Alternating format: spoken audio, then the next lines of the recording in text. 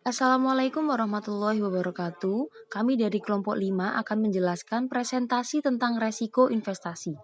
Kami beranggotakan 5 orang. Yang pertama adalah Dinuria Hayatunisa, yang kedua Masyrifatul Aziza, yang ketiga Muhammad Hamzah, yang keempat Nuriza Oktita Amalia, dan yang kelima adalah Siti Hajar.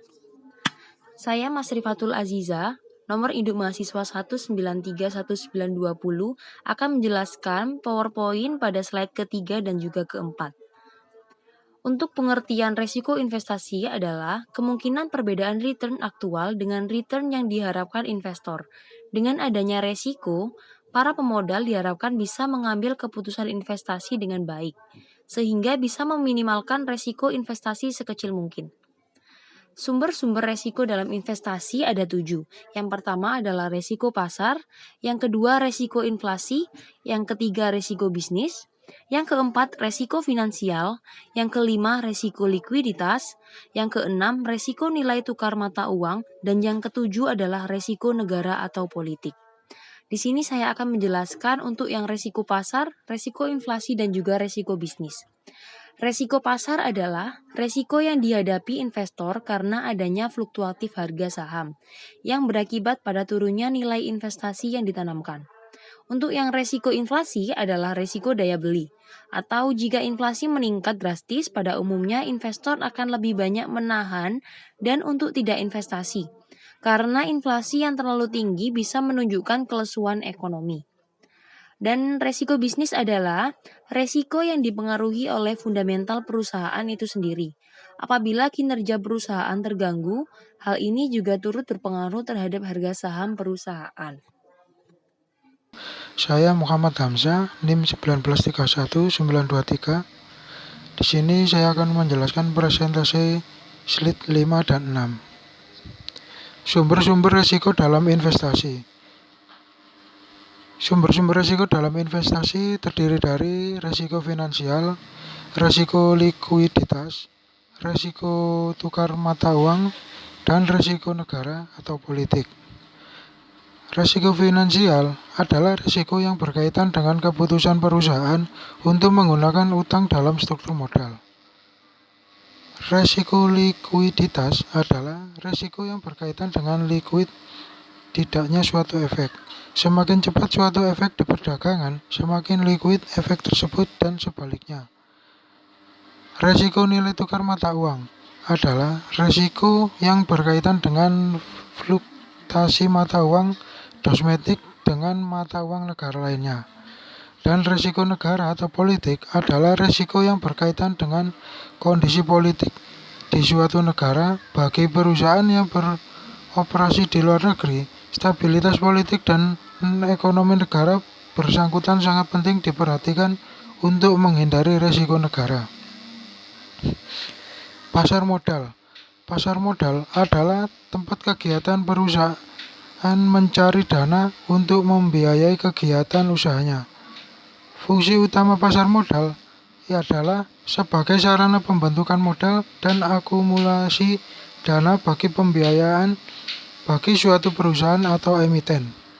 Manfaat pasar modal bagi investor adalah memberikan kesempatan atau hak kepada masyarakat untuk memiliki perusahaan yang sehat dan mempunyai prospek yang baik di masa depan, dan perusahaan alternatif investasi yang memberikan potensi keuntungan dengan risiko yang tidak diperhitungkan. Manfaat pasar modal bagi dunia usaha adalah membina iklim keterbukaan bagi dunia usaha serta memberikan akses kontrol sosial bagi perusahaan dalam menjalankan usahanya, mendorong pemanfaatan manajemen profesional dalam pengelolaan perusahaan, wahana untuk melakukan investasi dalam jangka pendek atau likuiditas maupun jangka panjang atau kron, dan merupakan sumber pembiayaan jangka panjang bagi perusahaan. Saya Siti Hajar Rizkia dengan NIM 1931938 akan menjelaskan pada slide 7 dan 8. Analisis dalam penelitian jurnal. Pengertian investasi menurut Martono dan Harjito pada tahun 2002 mengatakan bahwa investasi merupakan penanaman dana yang dilakukan oleh suatu perusahaan ke dalam suatu aset atau aktiva dengan harapan memperoleh pendapatan di masa yang akan datang. Menurut Martono dan Harjito pada tahun 2002 dilihat dari jangka waktunya. Investasi dibedakan menjadi 3 macam, yaitu investasi jangka pendek, investasi jangka menengah, dan investasi jangka panjang.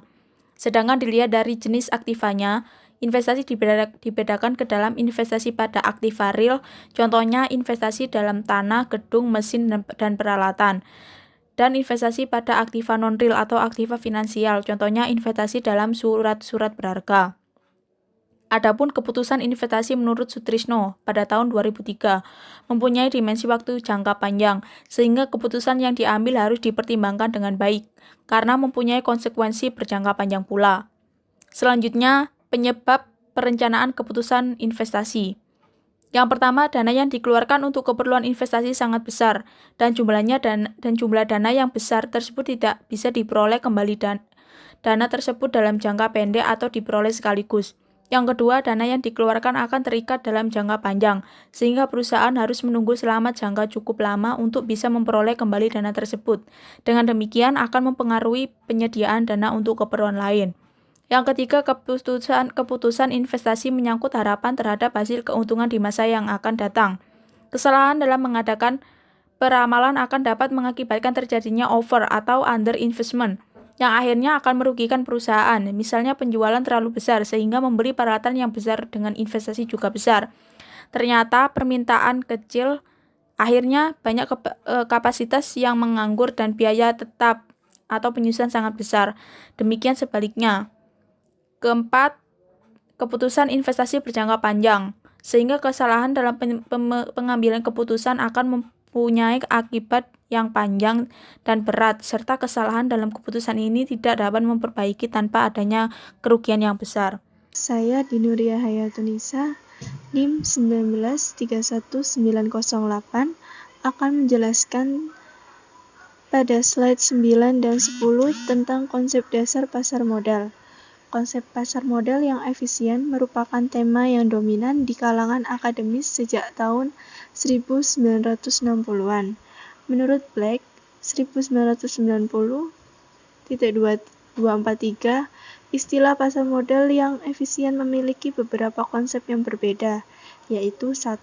Efisiensi secara alokasi, yang kedua, efisiensi secara operasional, yang ketiga, efisiensi secara informasi, yaitu suatu pasar dikatakan efisiensi secara informasi jika harga pasar saat ini segera dan sepenuhnya merefleksikan semua informasi yang tersedia.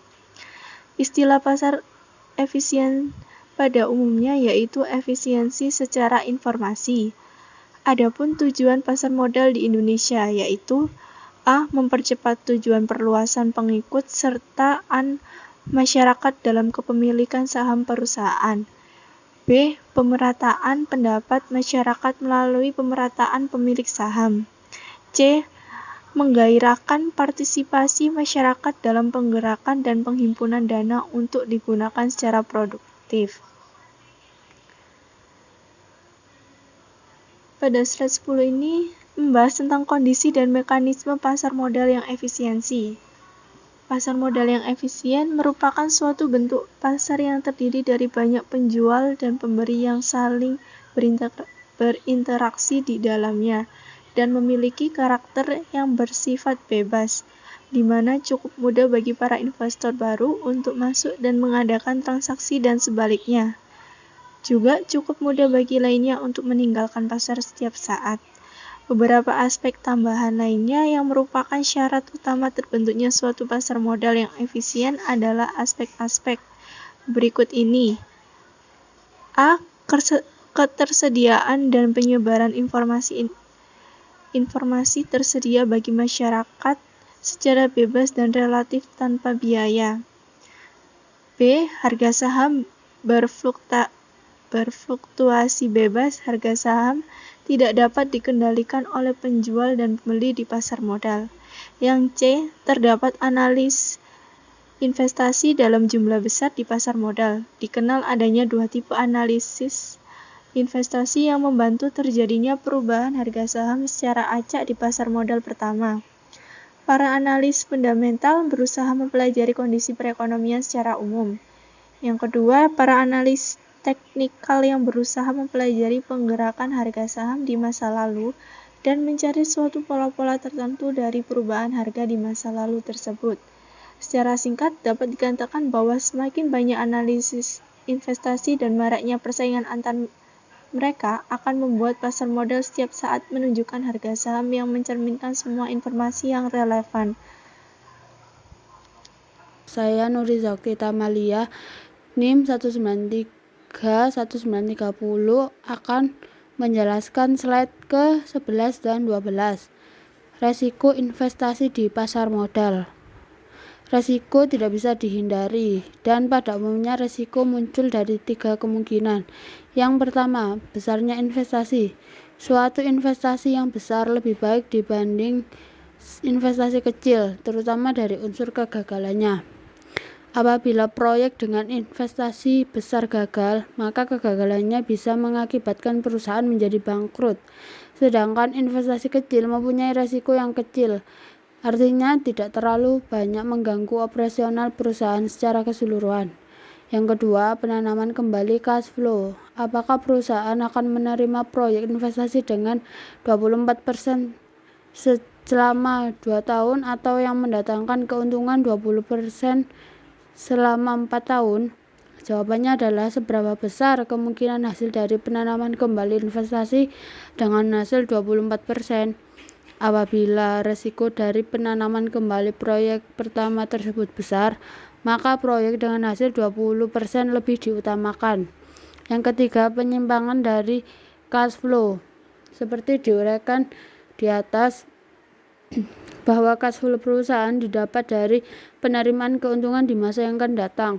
Cash flow tersebut untuk masing-masing proyek investasi tidak sama. Ada yang variasinya besar dan ada yang variasinya kecil. Bila variasi penerimaan besar, maka resikonya juga besar. Demikian sebaliknya, bila variasinya kecil, resiko yang dihadapi juga kecil. Jadi kesimpulannya adalah pasar modal merupakan pasar untuk berbagai instrumen keuangan jangka panjang yang bisa diperjualbelikan, baik surat utang obligasi, equity, saham, reksadana, instrumen derivatif maupun instrumen lainnya. Pasar modal adalah sarana pendanaan bagi perusahaan maupun institusi lain, misalnya pemerintah, dan sebagai sarana kegiatan investasi. Akan tetapi, di satu sisi, setiap investasi mengandung resiko. Semakin tinggi resiko suatu investasi, maka akan semakin tinggi tingkat keuntungan yang diminta oleh pemilik modal.